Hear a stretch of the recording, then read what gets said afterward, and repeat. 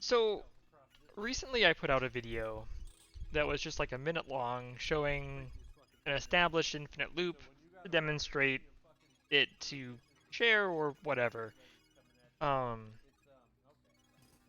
but, or rather, and I know that this has already been covered, so the game is a couple years old and people have done this and been doing this for a while now. But I recently just started playing Loop Hero again in my free time, and I was like, well, on my current save, I'd like to do an infinite and go grind out everything and not have to like play a bazillion runs, just get the stuff I want to play around with. So the way that this works, or the sort of requirements that we have for a loop that's infinite, is that we can't have monsters spawn. So monsters and bosses all scale on the loop value, and they scale a little faster than you do, right? When you're starting at the very beginning of the game, you don't really have good gear or strong gear, and you haven't stabilized yet. You're going to be a little weaker, and then you'll start to get to the point where you're a little stronger than the monsters, right? Relatively speaking, and then it'll drop off over time.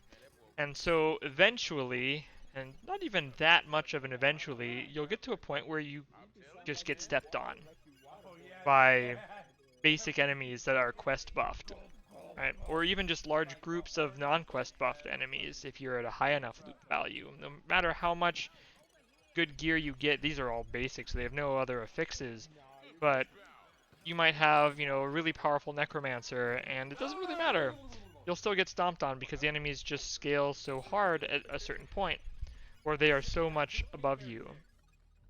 So we need to have no monsters that can spawn, right? No monsters are able to spawn, or we can't allow any monsters to spawn, or we will eventually lose. The idea of the infinite is that I can walk away at any time and just let this go in the background for days if I want. This has been running for about a day, not quite. Um, so that's the biggest requirement. Now, what would we do with an infinite, right? Well, either it's for the novelty of getting a loop count that's like 50,000, or we actually want to do something with it.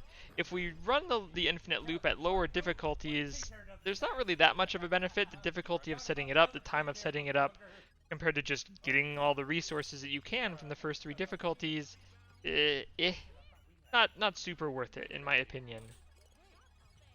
So we want to be able to take home basically an uncapped value, right? So we need to play on the max difficulty.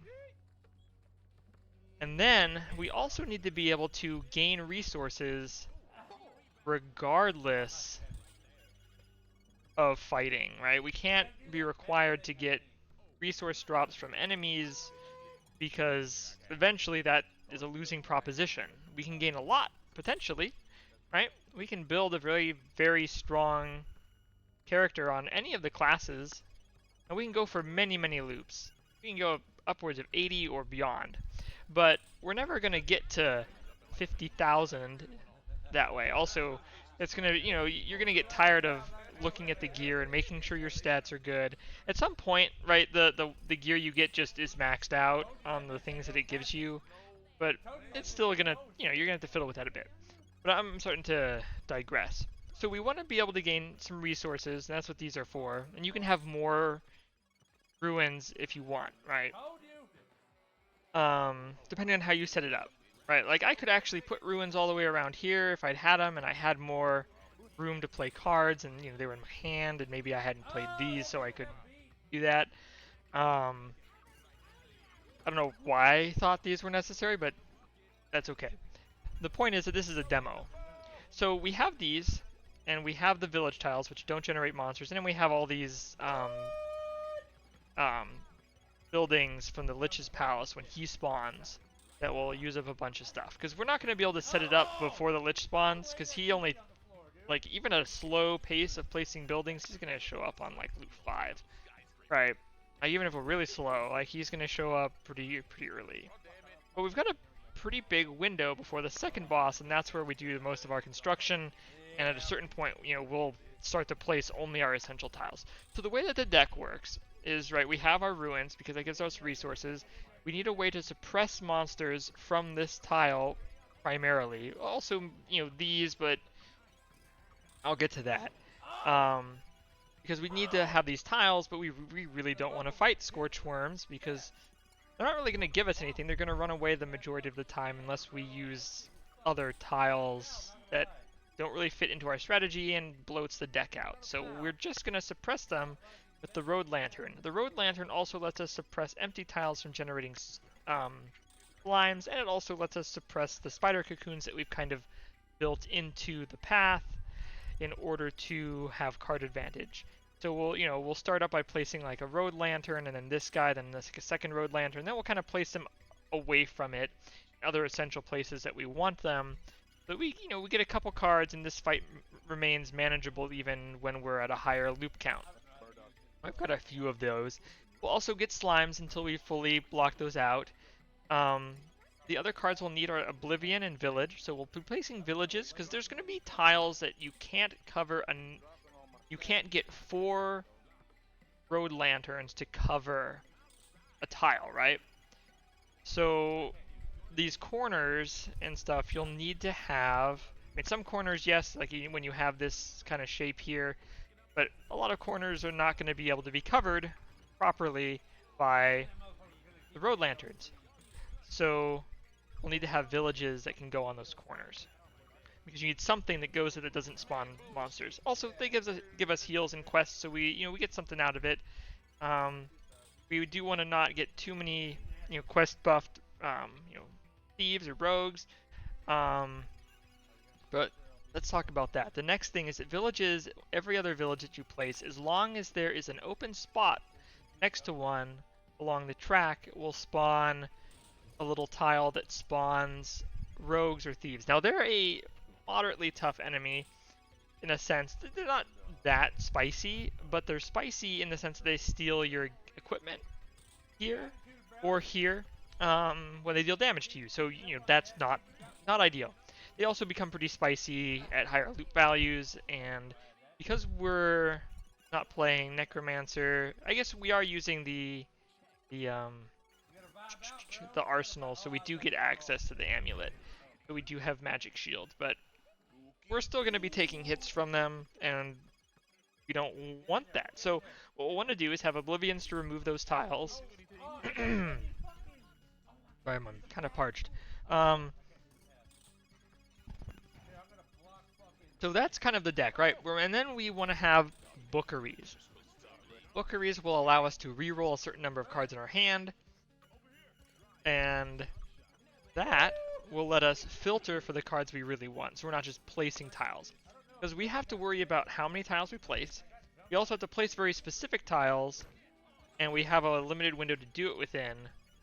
But we have some overhead, but we don't have enough overhead to mess around too much, and the Bookeries give us a good option. So Bookery, Arsenal, you can bring a different, one of these high level or high tier cards you only get to bring one of, or that you start the game with. But I like this one for the rogue. Gives us the amulet, so we get magic shield. Gives us like a second health bar that enemies have to go through first that is regenerated for each combat that we run into. So yeah. So that's pretty much the deck, right? We're gonna have Spider Cocoon, Road Lantern, Abandoned or Bookery, right? Villages, Oblivion, and Spider Cocoon. And I've got the woods and river. Early on, I was like, well, how far can I push the river? I was curious, like, how much room do I think I'll actually get? And I figured that it really turns out that you don't have very much, and you don't want to waste stuff on it. You do need to select cards from that category, and, I mean, what are you going to pick? This is a fine option. You could pick the Meadow. The Meadow's probably better in this situation, maybe. Yeah. But you're not going to have a lot of tiles that you're going to place from that card category, and they're just going to get recycled at Bookeries. But you have to have a certain minimum number of cards of each type.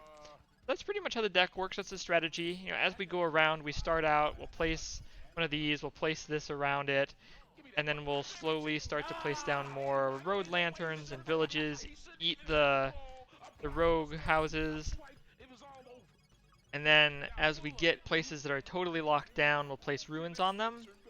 And we'll make sure to place the bookeries on villages or our, right? Because what we don't want is the bookeries, when they get used up, they'll start to spawn other things in addition to the other enemies in that combat. Kind of like vampire mansions, right? So, and we don't really want to do that. We don't want to fight those. Not necessarily. I mean, it's not terrible. It may happen here and there, but it's not going to happen a lot. And we don't really want to fight more than we need to, because we're playing it at kind of a somewhat tight window. It's not the tightest thing ever, but it's certainly not.